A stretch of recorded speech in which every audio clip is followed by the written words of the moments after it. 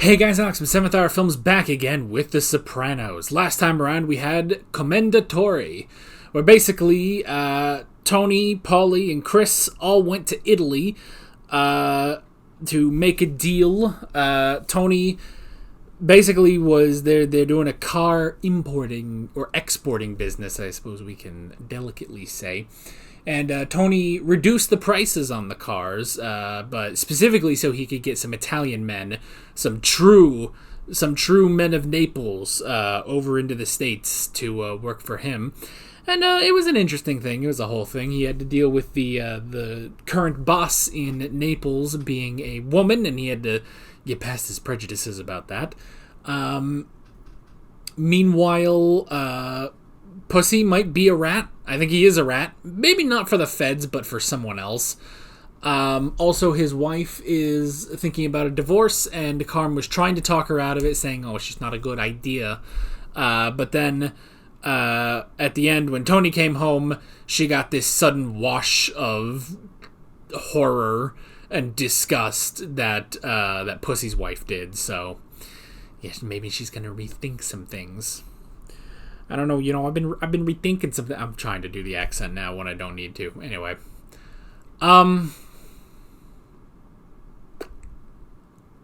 I guess that's it. Yeah, that was pretty much it. So, why don't we just jump right into this episode of The Sopranos? Here we go. Good.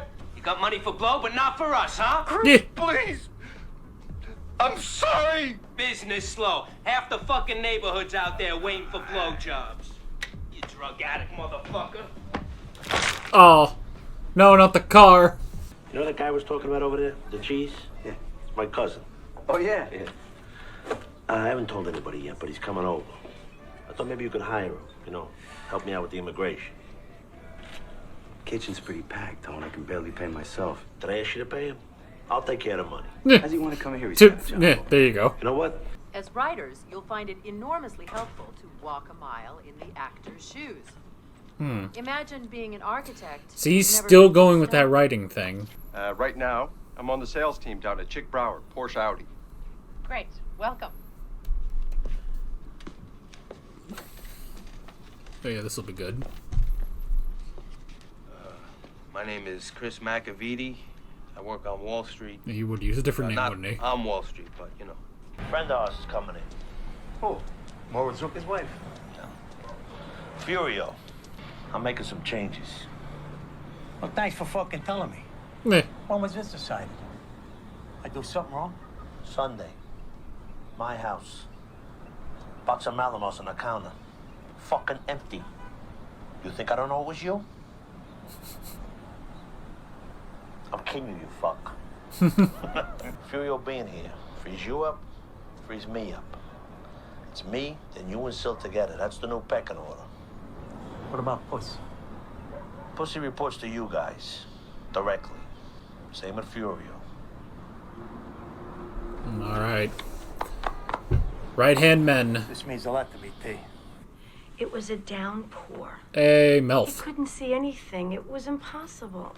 Oh yeah, that. That song from The Wizard of Oz is playing. Over the rainbow. No. That other one. You're out of the woods, you're out of the woods. Get into They're in the the poppy light, field. get into the sun. Yeah, right. That one.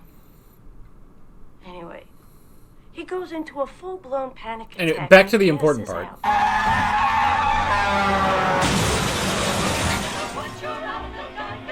He crashes into this huge I love that truck. she has the soundtrack too. Who in Wizard would your patient be? The Wicked Witch. Given the fact that he's a powerful, dominating male. Oz himself? What, Yeah. Elliot, with the eyebrows already? The wizard that has his secrets. What memories does it conjure up? Why do we love roller coasters, Jennifer? I Scary don't. movies? I don't. I'm concerned that treating a mobster provides you some vicarious thrill. It wasn't exactly vicarious. Yeah. I had to go into hiding, remember? And wasn't that thrilling? Fuck you. You think this is funny? You smug cocksucker. Fuck you. Oh my god. She stormed out just like him. Oh, it's been a while since someone stormed out of a therapy office. That fucking bitch. Oh no, what now? It's a bank. She's trying to take out a loan on my mother's house. Parvati? Janice. Her name is fucking Janice, okay? She gave him the wrong social security number or something. All right, Tony, calm down. It's not enough that she's living rent-free. She's got to try to squeeze money out of the fucking house, too. Fucking goddamn fucking bitch! Ooh. God damn it, Tony! Forgot to tell you, I got a job at Radio Shack. Product testing. Meh. So what the fuck, Rich? Mattress at the shelter a little too lumpy? We're adults, Tony. And we got history together. Yeah. Israel and fucking Palestine. Keep saying. Crossed the line on me once, Anthony, and I held my tongue. She may be your sister. Back the fuck off. You know, all due respect. Respect? What the fuck do you know about respect? You know you're a size I put you smaller back than in he business, is. You cocksucker. How's your fucking Harriet here? That's beautiful. Stay as long as you like, Rich. She's your fucking problem now. This is a no stopping zone, man.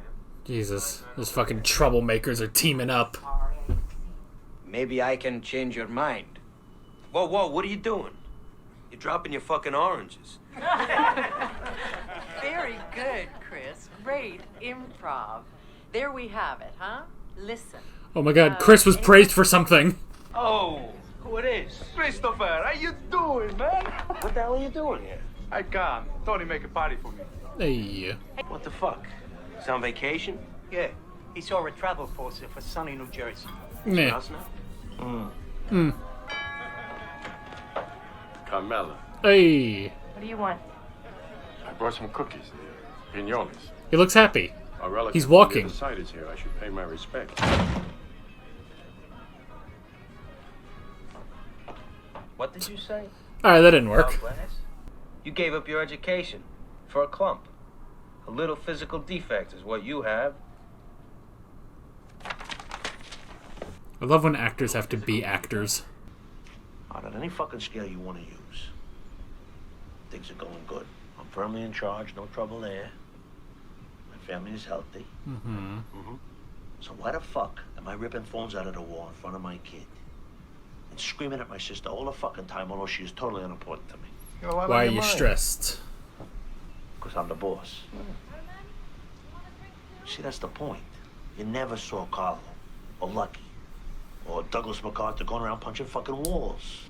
Well, they might not have let you see that. Just like your father. What is? Not the same thing. My old man had anxiety attacks? Well, in those days we called it a condition. Didn't happen that often, once or twice a year. Really? Holy shit.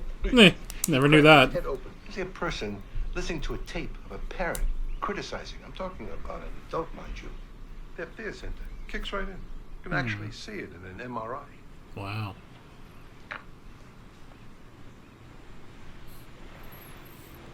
His mind just got blown. Don't give him that shit.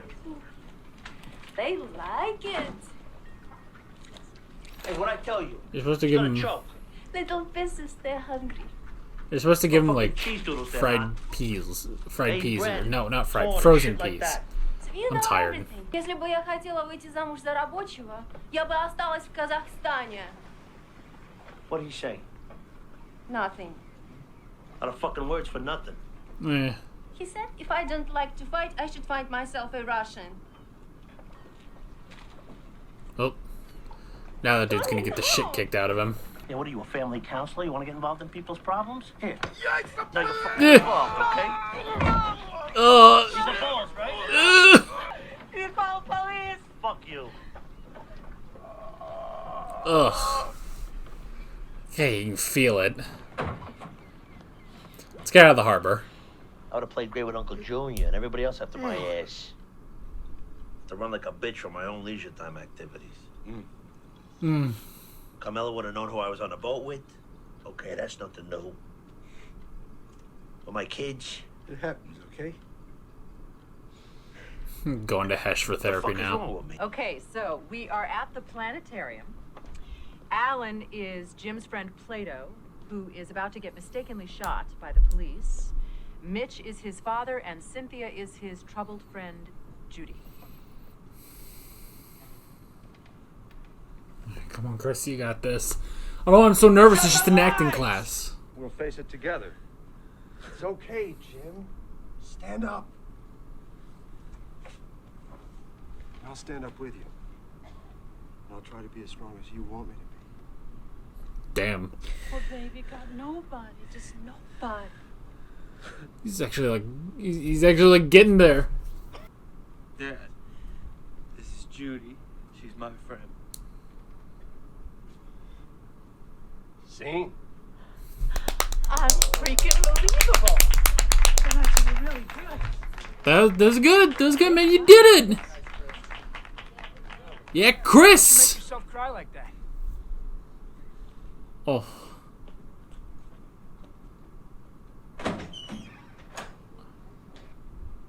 We'll do the Q&A later. Want to give us a minute? Meh. I'm in the middle of fucking eating. I know. Do me a favor, will you, sweetie? Yes? Keep this warm. Thank you. Yeah. 5 minutes. All right? Fulio. If ever there was a guy in desperate need of a fucking nickname. At least he's Italian. Tried being passed over for a Samoan. Sasaga. 3 years out of Quantico. He's a new agent in charge. You're fucking kidding me. What happened to Paterno? Kansas City. So he is fed. Anybody's Crap. doing this shit. I'm thinking about taking my patient back. It's a serious decision. He's my responsibility. Ellie and I abandoned him. We've been over this. But he's not a Your life is puppy. in danger. He's a mob boss. Oh boy. Fuck, I don't know where this is coming from. You're a good person, Melf. Mentioned and we spoke last time about childhood fascinations with danger. I think seeing him again will be very therapeutic for me. It's not supposed to be therapeutic for you. This is your therapy here. That's a good point. You really shouldn't say something like that in therapy. Yeah. Go get some home runs. No! Please! Stop! Goddamn you! Oh!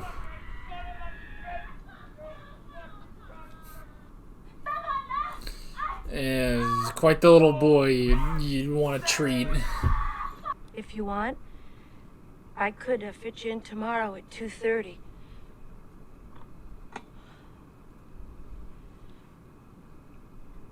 So, do I put you down? Ah, fuck it. Why do you say that? Alright, we'll do it now. B. A. B. A. B. Outstanding. A case in point.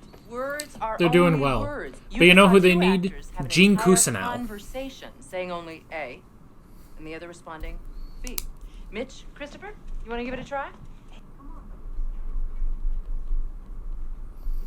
Is Chris gonna just do the same inflection every time? Hey. Stop it, Christopher! This is inappropriate. Do not hit. There wasn't even a build-up. He just did it, and now he's gone. Are you okay? You all right?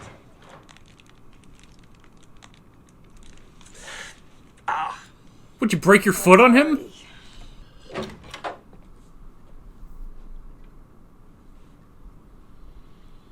Wow. Yeah.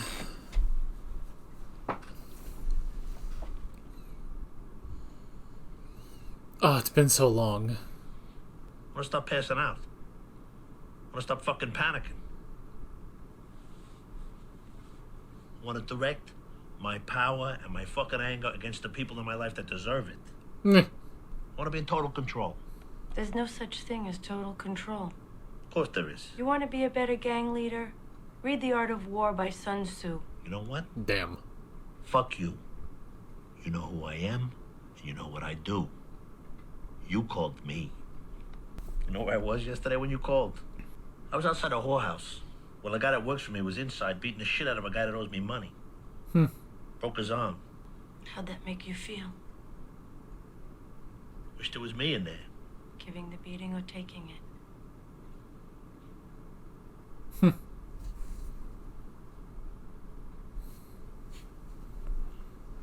It's been a while.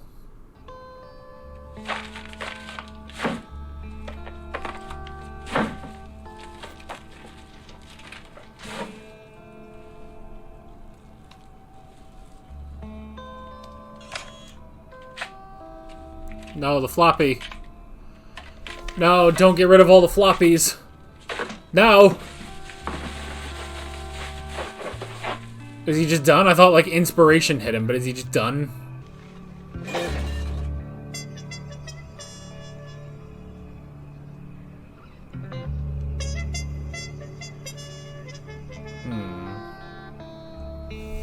Alrighty.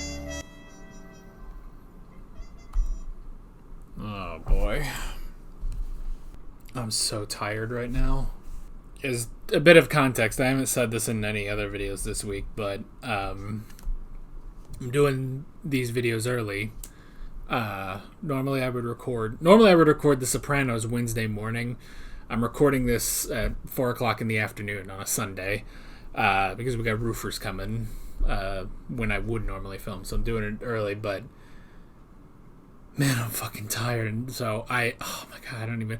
We gotta go back to I gotta get my brain, like, cranking before I can actually churn out a decent discussion. You know, okay, let's start with Dr. Melfi. I don't know. Alright, this is gonna be a strange parallel, but try to stick with me on this. I'm going to compare Dr. Melfi to a running gag on Kaguya, which is the show, the anime that I watch before this. I watched it just before I watched this episode, and that's what goes up on Thursdays here on the channel. And there's a running gag in that about Shirogane, one of the main characters, and there are certain things he is absolutely atrocious at. And every time this happens, his friend, Fujiwara, ends up teaching him how to do this, and it is torturous for her. And she even at one point said, you know, like, she cannot, like, view him in any romantic way because all she sees really, like, and don't get me wrong, like, they're friends, but what she would think of is a child. A high-maintenance child that she has to take care of, you know?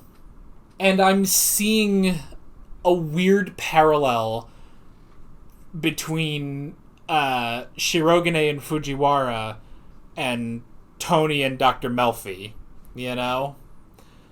But Fujiwara now, especially, actively avoids teaching Shirogane things, you know? Whereas Dr. Melfi now is actively trying to help him, you know? She knows what he is and what he does, and she called him. Now, there's a couple levels to it, because on the one hand, you could say, well, she does feel guilty about it, you know? If anything, you could probably say that the guilt that she has for Tony, the reason she had the dream of Tony, you know, dying horrifically in this car crash, if anything, it's projecting her own guilt for not being there for one of her patients. Not Tony, but the other patient that killed herself in Minecraft. We say that so that YouTube doesn't get all jumpy about topics like that. But yeah, so I could almost see it as her just projecting her guilt. You know, she's looking at Tony like, well, you know, if I don't do something, this will happen. And it's like, but even still, it's like, you know, because she did say it's like she was still treating people, you know, just instead of at her office, she was in a motel room, you know, and there's a part of me that thinks, you know, you don't know that that is directly because you stopped treating that person, you know? Like, you're taking the guilt of this, you're putting this cross on your back, but did you need to do that? Do you have to put that cross on your back, you know? Or do you need to carry that guilt, you know? Life works in mysterious ways.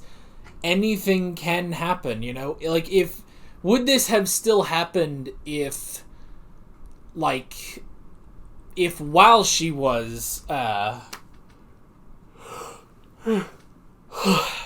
would this have happened if, you know, if Tony just left, you know? She never went on the lam, Tony just left, you know? And this still happened with her other patient, would she still feel this guilt in regards to Tony, you know? Because I think it's more of that, you know, when the other doctor talks about, you know, thrills and stuff, and, you know, it's like, oh, well, you might have been, you know, living out these thrills vicariously. And to her, she's thinking, it wasn't really vicariously. This was happening, you know?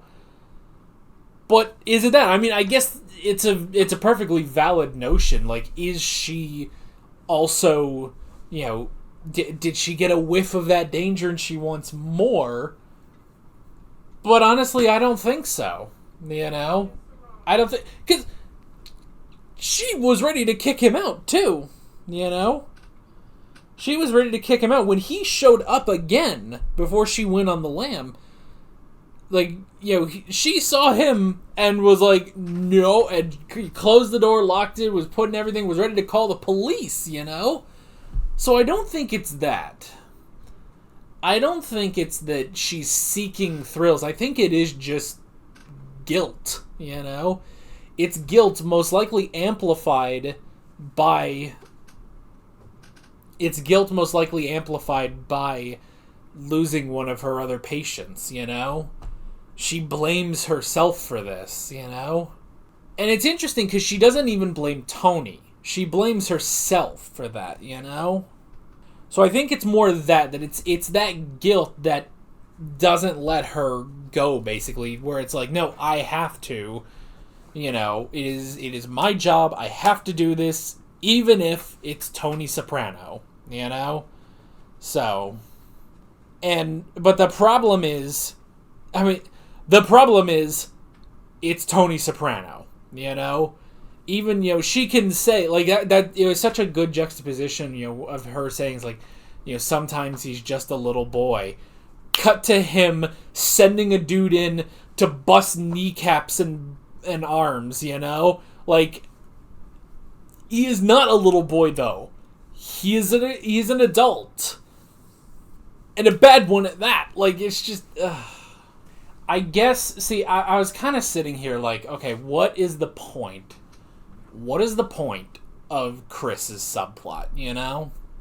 What is the point of Chris's subplot? If anything, I would say probably the acting was also a form of therapy, but he wasn't ready for it. I mean, if anything, he's like Tony, you know? If anything, he's like Tony.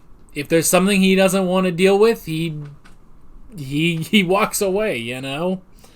How many times has Tony walked out of therapy, you know? And just here, that just set him off, you know? And it could have been anything. It could have been anything that Mitch did, but just the way he said A, it pissed him right the hell off, you know? So that's one thing. It's like, it's his own therapy. It's like, if anything, Chris needs that too, you know? Like, he unearthed these feelings that he didn't want to deal with, you know? But if anything, if he could deal with that, man, maybe he wouldn't be such a screw-up anymore, you know?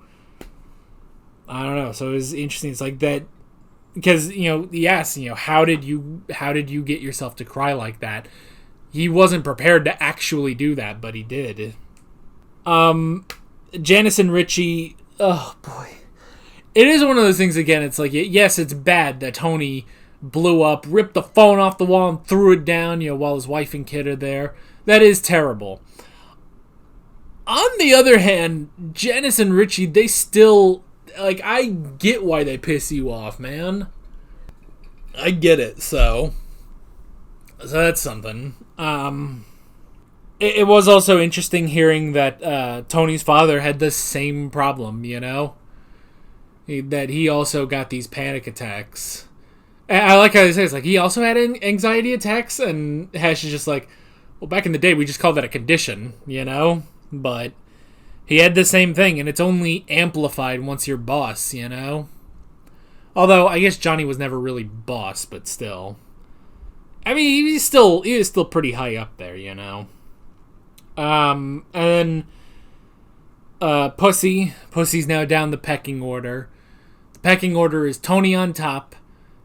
Immediately under him is Paulie and Silvio. And then under them are Furio, Chris, Pussy. Chris, I imagine, is kind of used to it. Like he would have liked to have been informed, sure. But Chris has always kind of been down the pecking order anyway. But still kind of a soldier. He's just not... He's not, top brass. But he's a mostly trusted soldier. He even said as much. But Pussy, like maybe in the past he would have been, but now, of course, okay, so the plot thickens with his Fed friend. His friend does seem to be a Fed, but honestly, it doesn't even seem like it doesn't seem like he's actually being a rat. He's just talking to someone, It's like, oh, they don't care about me and stuff. It's like, well, that's not something you would normally say to a Fed, I think. I don't know. So that's an interesting thing.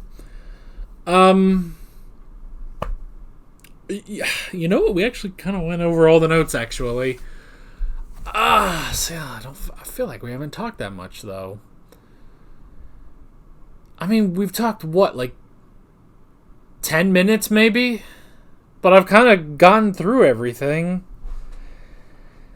See, it's always hard, while I'm recording, to figure out the ratio of reaction to discussion, because I always want I don't want a discussion to go on for 8 hours, but I do want the discussion to be somewhat sizable. I want it to be somewhat sizable, because that's kind of the whole point of why we do these reactions, is to talk about it.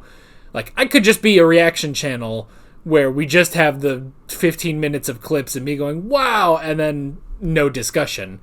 But I like this channel to have discussion. But now I'm kind of looking at my notes and I'm like, uh-oh, I'm out of stuff, I don't know, man. I'm so tired. Yeah, it's been about 10 minutes. Shit. I don't know. This episode kind of felt like a moving pieces episode. Like the last couple have either been, last episode was kind of event-ish, they went to Italy and all that stuff. You had the event of Richie coming back. It's like this one was kind of just moving some pieces around, Chris is going through stuff. Pussy's realizing that he's lower on the totem pole. Tony, basically this episode for Tony was Tony went back to therapy finally, He tried talking this stuff over with Hesh, but it just wasn't working. And now he's back at therapy, and Dr. Melfi actually accepted it. And if anything, it was Dr. Melfi who extended the olive branch, But it's definitely a thing of is this a good idea? But if she's actually just doing this, to do her job as a psychiatrist, then that's one thing. But it's you gotta... I don't know. It is definitely... Because it's kind of the thing... funny enough, I just talked about this on the last episode of Kaguya, but we talked about the fuck it adjustment, where if something's too difficult, fuck it. And you just move on, And I don't know. It's one of those things where it's like, you know, that would be Tony's approach, but he can't move on from this stuff, you know? So now he's back there, and Dr. Melfi clearly doesn't have that. She can't move on from this, and it probably is, again, that guilt over losing one of her patients, you know? That now that guilt is driving her to help Tony, so yeah, that's pretty much where we are. Maybe a slightly bit of a shorter discussion, but I guess sometimes that's okay. So that is basically it. With all of that being said, I'm Alex from 7th Hour Films, and I will see you guys next time. Take care. Alright guys, thanks for watching this video. There's a bunch of links on screen if you want to go click around any of those. There's a playlist with all of my Sopranos reactions, as well as another video you can go click on if you want. There's also a subscribe button and a Patreon button on screen, as well as other links in the description if you want to go check out any of those. See you guys later.